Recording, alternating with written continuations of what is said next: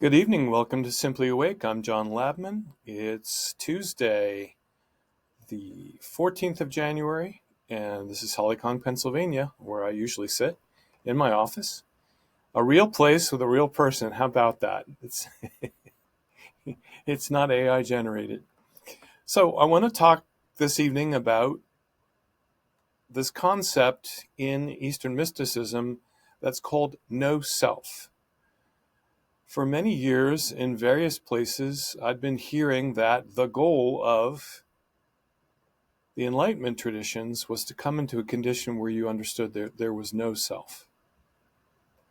And that somehow there was a lived condition of no self where you didn't respond like a normal human being anymore. You sort of lived in constant flow and responded in peace and contentment and never had any roiling emotions, and you lived in bliss. And there are certain teachers that seem to walk around in public, at any rate, that look like that.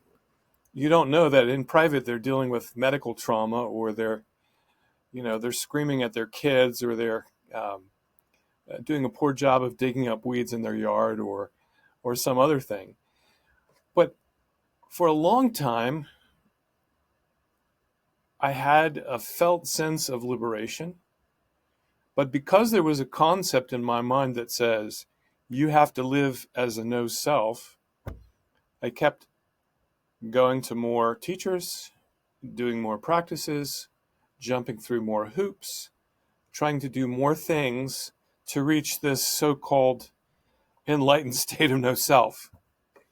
And then not too long ago, I met a guy named Emerson of emersonnonduality.com who was talking to another teacher, and I somehow was drawn to this guy, Emerson, and turned out I did a session with him as what I thought of was as a student, but he only talks to people as acquaintances or friends. He doesn't carry on the role of teacher.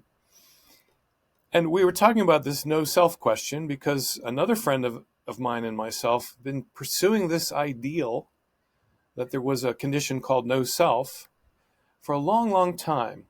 And there are certain people who seem to have reached some sort of emotionless or above it all kind of attitude that looked to me like it could be considered a no self condition.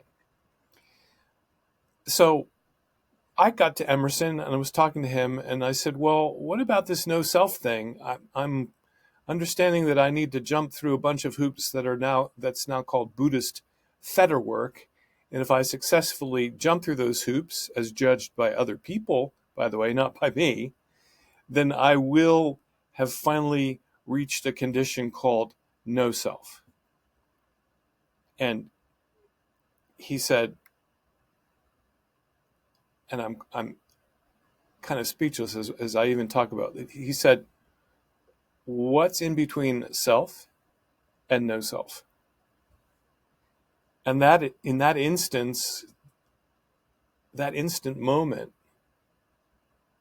I decided kind of in my whole being that I was looking for something that didn't exist.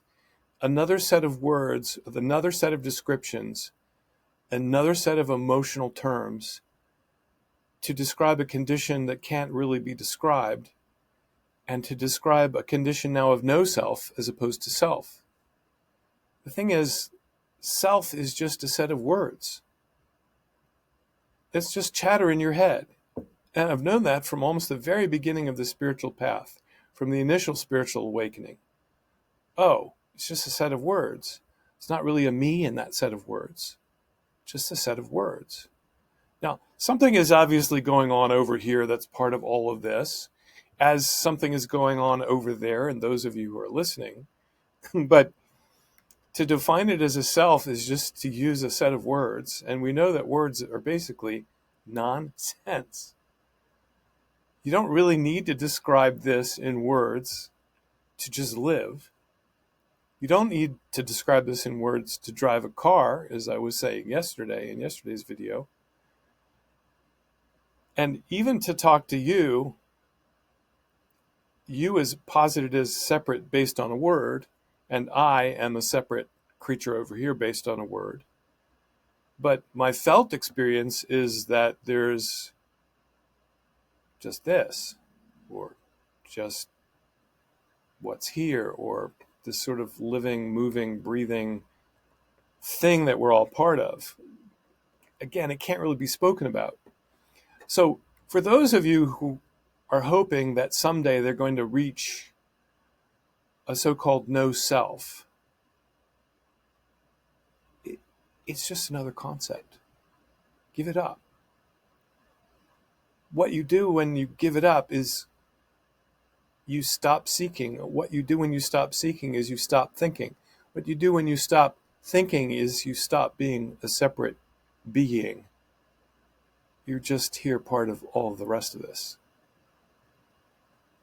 I don't know if you can feel the joy that I feel when I say that, but this is what I've been trying to share with people for many years, but my own mind has gotten in the way.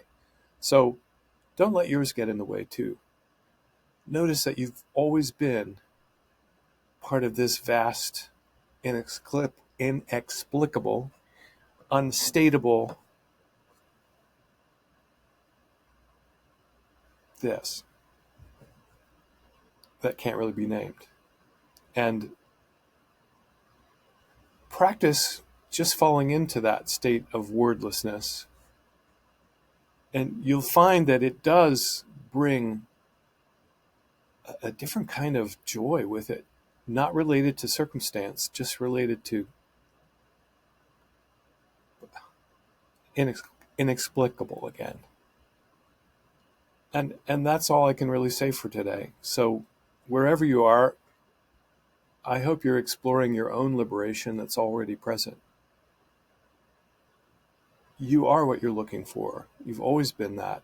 And God is just another word that somehow is separate from a you, but it's really one and the same thing.